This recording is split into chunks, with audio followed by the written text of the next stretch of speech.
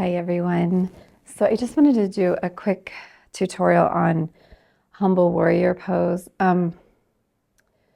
There's a lot going on in this pose, and I think it's great because not only is it great for our bodies, but it's also great for ourselves because it has a lot of meaning.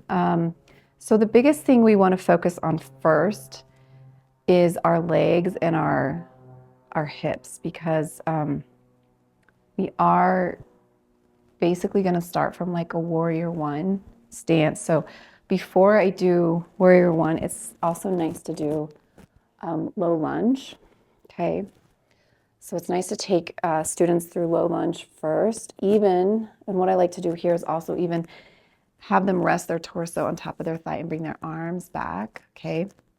Because that starts to prep them for that forward fold that they're going to be doing in humble warrior.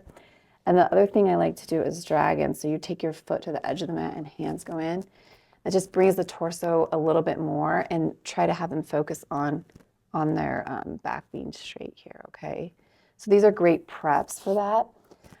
The other thing in humble warrior we're doing is shoulder work. So this one can be really hard on people if they've had any shoulder injuries or if they're just tight, just from daily life. So it's always nice to throughout the practice, have people bring their arms behind them. And even if they can't interlace their fingers or clasp their hands, just have them reach for their forearms. That's good too. That'll work them into being able to clasp their hands.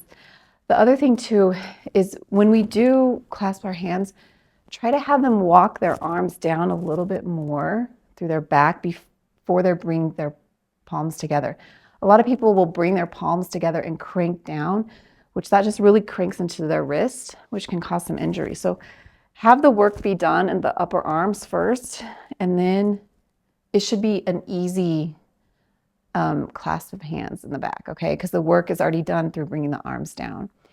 Another nice pose to open the shoulders is to come to the belly, and then extend one arm out at shoulder height, pick it up and lower it down a little bit, and then press and roll over.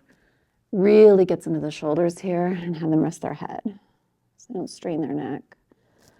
That's a great pose too. So those are some good prep poses to work into humble warrior. And then when you're in the pose, it's always great to remind students that our hips let them face in between the space we made. We don't want to crank our hips forward and then fold. That's just going to do a lot of not nice things to the low back, the sacrum, okay? So we've made the space, so let's use it, okay? Let's use it to get the best out of the pose that we can. So just have them fold forward into that space, okay? So they're hanging out here. And if they just want to stay here, and even if they need to support themselves, that's okay too. All right, even on blocks, until they can prep into the full pose here. And then obviously if you want the full extension, you've worked your arms, worked into your shoulder blades, and you can fold forward and then lift up. And really remind students to let their head dangle here. It's called humble warrior for a reason. We're letting our ego go.